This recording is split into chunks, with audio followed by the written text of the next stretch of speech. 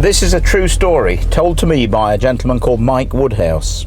He was quite a famous fruiterer in the centre of Derby, and he lived out here near Belper. This place is called Blackbrook, and he was driving down this road at 11:30 on a Monday morning. It was August 1992. He came round this bend here, and there was a lorry coming the other way. He noticed also that there was a horse with a rider on it, dressed in black, in front of him.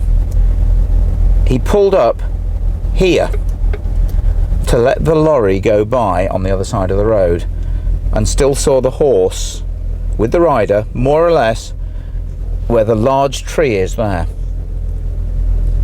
He was more concerned about the lorry, so obviously he stopped looking at the horse, and then when the lorry had gone, continued. The horse and the rider had gone.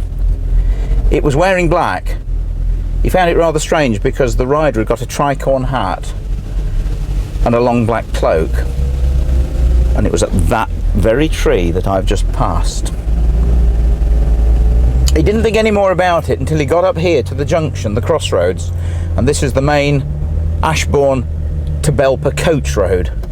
When he got here, he was obviously looking for traffic, and he looked to the left to see where the horse and the rider had gone, and they had literally gone.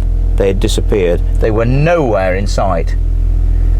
He thought no more of it. He pulled across the road and continued up to his house, up here, up Dally Lane. He got home and he mentioned it to his wife. He said how strange it was that he'd seen this horse and rider dressed in old-fashioned clothes, and then it had just vanished. And he then thought no more about it for 3 weeks. 3 weeks later, Mike Woodhouse was driving from his home down Dally Lane. It was 5:30 in the morning. Remember, he was a fruiterer, and he was on his way to the wholesale market in Derby. He was not thinking of ghosts. He was not thinking of horses with highwaymen on it. He came down the bottom of the road here, and as he got to the crossroads, I suppose to his shock and probably his horror, straight across the road, standing literally where the huge stables are, where the sign, the de-restriction sign is, was a figure sitting on a black horse. It was wearing a tricorn hat, it was wearing a long black cloak, and the horse was black. He stared at it for a few seconds, I think in disbelief, but the amazing thing was he couldn't see a face. It frightened him. He obviously didn't stay. He turned and went off to work, and really and truly thought very little about it. That was the end of it. He still really didn't know what he'd seen. And then the following week, 5:30, Wednesday morning again, he was coming down exactly the same road, Dally Lane, same time. He was thinking about it this time. He got to the crossroads, and yes, the figure was there again. This time he really was concerned. He locked the doors of his Range Rover, but he stopped this time and he thought to himself, I'm going to see this through. And he drove very slowly forward, peered out of the windscreen to have a good look at it. He could still see the figure there, but same thing again, no face. And then it vanished. And then Mick again went off to work. Now, Mike Woodhouse is a very down-to-earth, ordinary sort of bloke.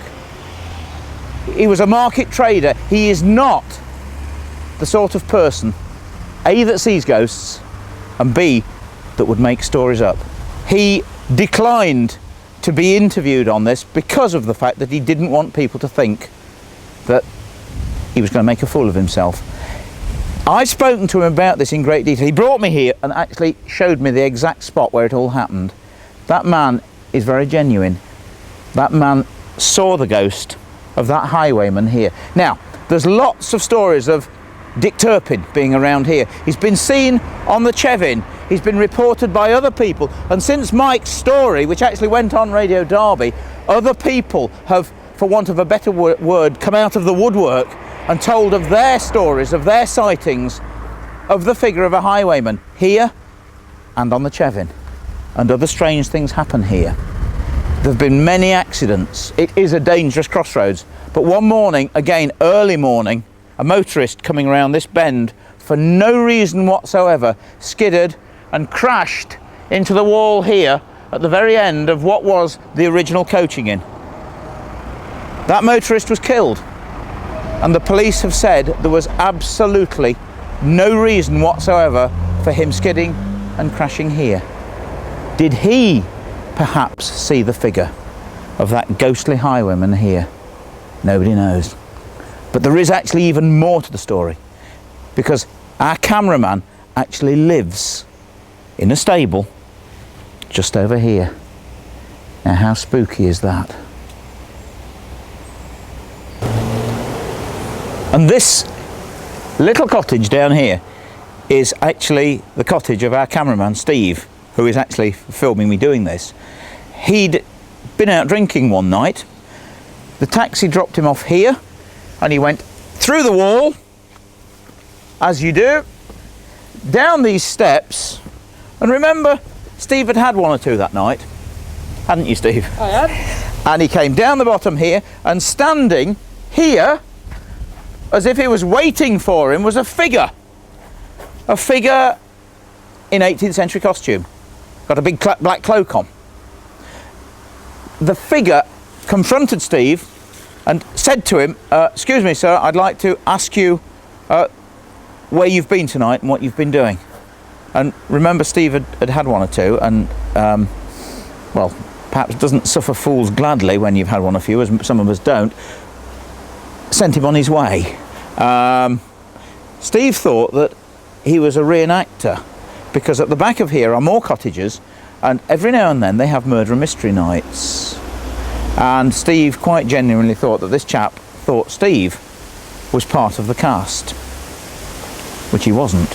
Steve went in and went to bed, but the following morning actually spoke to the owner of the holiday cottages and said, yeah, I had a rowdy bunch last night. One of your reenactors on the murder and mystery was actually down here waiting for me. And the chap said to him, no, he wouldn't. We haven't got anybody in the cottages this week at all, and we haven't done a murder mystery night for quite a few weeks. So who was that figure that stood here and confronted Steve? We'll never know.